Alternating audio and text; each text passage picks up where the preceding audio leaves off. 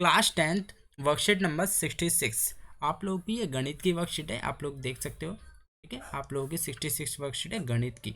देखो, class 10th के student के बच्चों को मैंने लास्ट एक क्वेश्चन पूछा था कि मुझे स्टूडेंट ये बताएंगे कौन स्टूडेंट 10th के बाद साइंस लेना चाहता है, कौन आर्ट्स लेना चाहता है, कौन कॉमर्स लेना चाहता है। ठीक है, कौन कौन सी स्ट्रीम में जाना चाहता है। मुझे ये पता करना है कि मेरे चैनल पे कितने स्टूडेंट हैं जो मेरी वीडियोस को देखते हैं और जो 10th के बाद कौन सी स्ट्रीम लेना चाहते हैं। ठीक है, आपके पास तीन ऑप्शन होते हैं, साइंस, आर्ट्स और कॉमर्स। ठीक है, तो जो भी स्टूडेंट जोन सी स्ट्रीम लेना चाहता है वो प्लीज़ नीचे ज़रूर कमेंट करेंगे वीडियो के, ताकि मुझे पता चल सके कितने बच्चे कौन से स्ट्रीम के हैं। ठीक है, अगर आप साइंस लेते हो तो आपके पास बहुत सारे ऑप्शन होते हैं।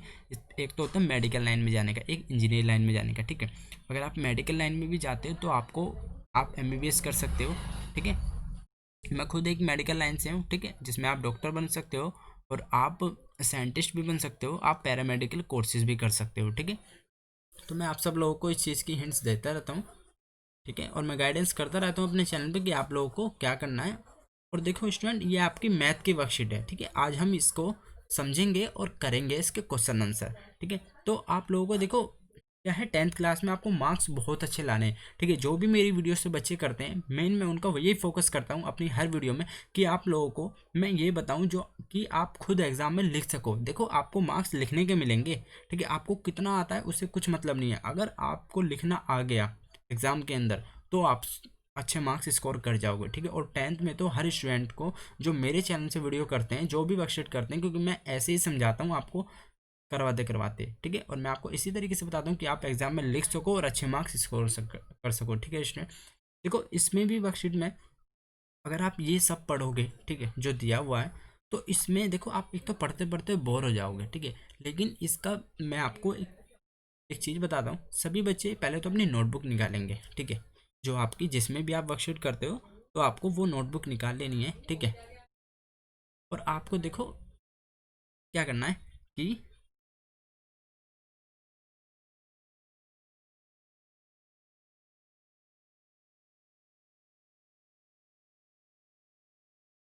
ठीक है, आपके क्वेश्चन आंसर दिए हुए हैं, सीधा हम लोग क्वेश्चन आंसर पे चलेंगे। और क्या होगा इससे, हमें ये फ़ायदा होगा कि आप लोग वर्कशीट पूरी सीख जाओगे। ठीक है, अगर ये क्वेश्चन आंसर कर लिए, ठीक है, आपके क्वेश्चन आंसर भी कंप्लीट हो जाएंगे और वर्कशीट भी पूरी आ जाएगी। ठीक है, तो सभी बच्चे नोटबुक निकालेंगे अपनी और ऊपर लिखेंगे वर्कशीट नंबर 66।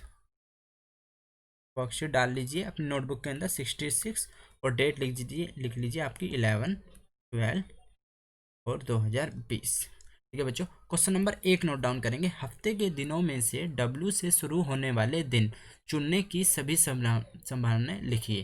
देखो, डब्ल्यू से कौन सा वर्ड आता है आपके वीक में। ठीक है, तो देखो अब मैं इसको लिखने का तरीका बता रहा हूँ।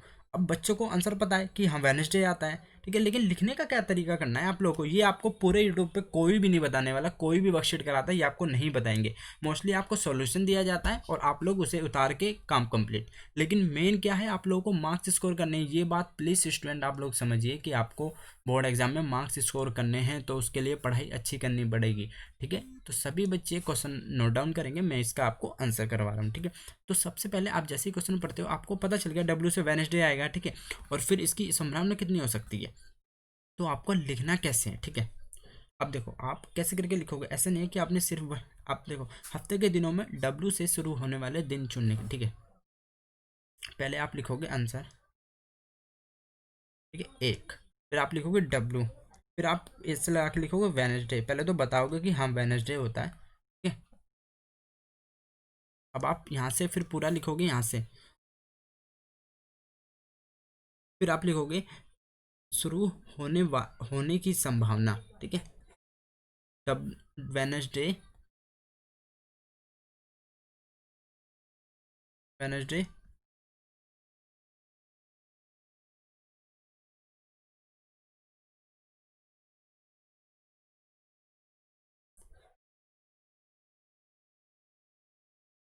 आप लिखोगे वेनसडे की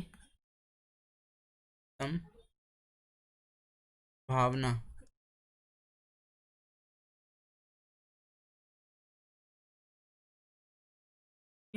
वेडनेसडे की संभावना हफ्ते में, सप्ताह में, या फिर हफ्ते में लिख लीजिए, हफ्ते में, कि हफ्ते में ऐसे करके लिखना है कि अब आपको कितना पता है, ठीक है, कितने होते हैं एक, उसमें आपके एक हफ्ते में कितने दिन होते हैं, 7 दिन होते हैं, ठीक है। तो 7 में से आपकी वेडनेसडे कितनी बार आ सकता है, एक ही बार आ सकता है ना, तो इसलिए आप एक लिखोगे, ठीक है, अपॉन में 7 लिख दोगे, ठीक है। समझ गए सभी बच्चे, ठीक है। 1/7 हो सकती है, ये आपका आंसर होगा, ठीक है। डायरेक्ट ऐसे कोई नहीं लिखेगा, वेडनेसडे लिख दिया और 1/7, ऐसे आपको मार्क्स कट सकते हैं आप लोगों के। आप लोगों को यही चीज़ मैं आप सिखाऊंगा कि आप लोगों को कैसे आंसर लिखना है, ठीक है बच्चों। तो क्वेश्चन नंबर 2 की तरफ चलते हैं, सभी बच्चों क्वेश्चन नंबर 2 उतार लेंगे। बाइक के शोरूम में कार खरीदना किस प्रकार की घटना है,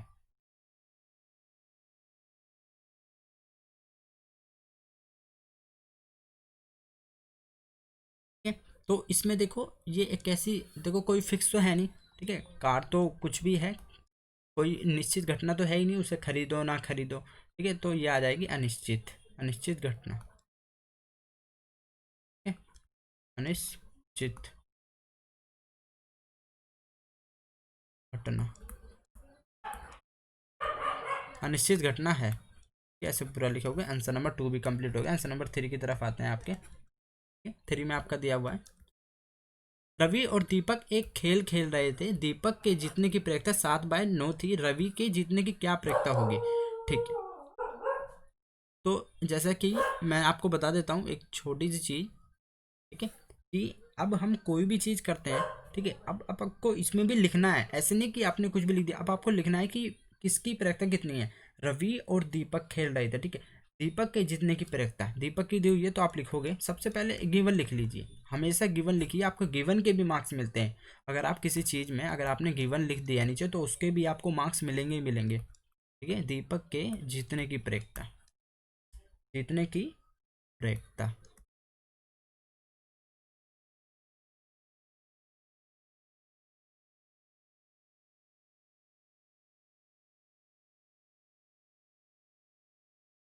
ठीक है।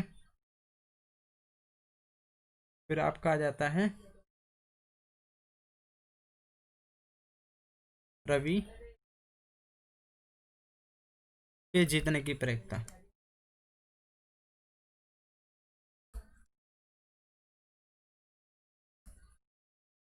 कि अब देखो इसमें आपको ऐसे ही छोड़ देना है इसको, ठीक है, क्योंकि हम जब निकालेंगे तो यहाँ पे लिखेंगे। अब देखो आपने एक वो होता है कि ऐसे से हम लेट कर लेते हैं आपकी ये ई, ठीक है, इसको ऐसे ब्रैकेट में लिख लीजिए, ये हमने लेट कर लिया, और जो ये निकलेगा आपका यहाँ पे लिख लीजिए एफ, ठीक है।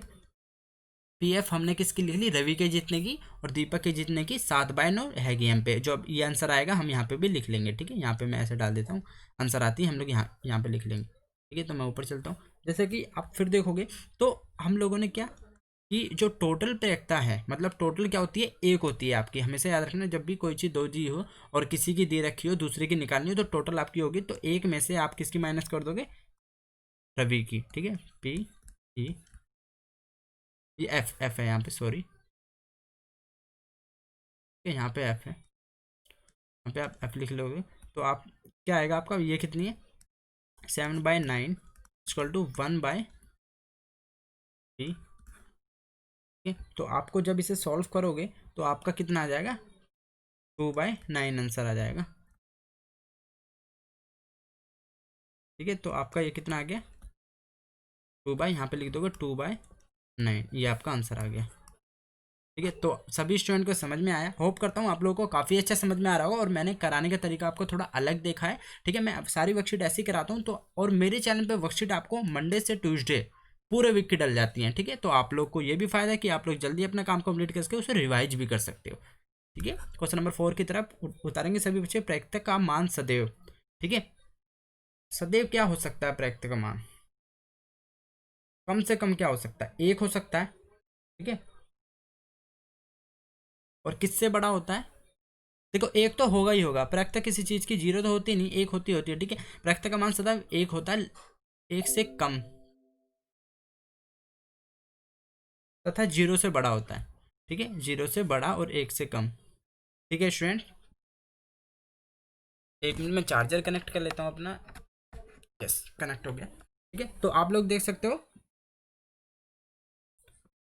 1 से ये पूरा आप उतारेंगे, प्रैक्टिस का मान सदैव 1 से कम और 0 से बड़ा होता है। 5 पे आ जाते हैं। अगस्त के महीने में हरजिंदर के जन्मदिन की तारीख एक अभाज्य संख्या होने की प्रैक्टिस ज्ञात कीजिए। ठीक है, तो क्या करें हम, अगस्त के महीने में, ये थोड़ा सा आपको लिख के बताना पड़ेगा। ठीक है, तो क्वेश्चन उतार लीजिए, मैं आपको बताता हूँ। देखो पहले हम लिखेंगे कुल दिन। ठीक है, आंसर नंबर आपका कौन सा है ये, आंसर नंबर आपका ये 5 है। ठीक है बच्चों, पहले हम लिखेंगे सप्ताह, महीने के कुल दिन, महीने के कुल दिन। ठीक है, ऐसे करके आंसर लिखना है आपको। कितने हो गए आपके, 31। ठीक है, फिर आपका आ जाता है अनुकूल घटना, अनुकूल घटना। ये आप लोग देखोगे इसमें आपकी कितनी हो सकती है। देखो अब क्या पूछा जा रहा है इसमें, अभाज्य संख्या। अभाज्य संख्या कौन कौन सी होती है, जो खुद से कटती हैं। तो आपकी एक महीने में कितनी आती है, सबसे पहले आपकी 2 आती है।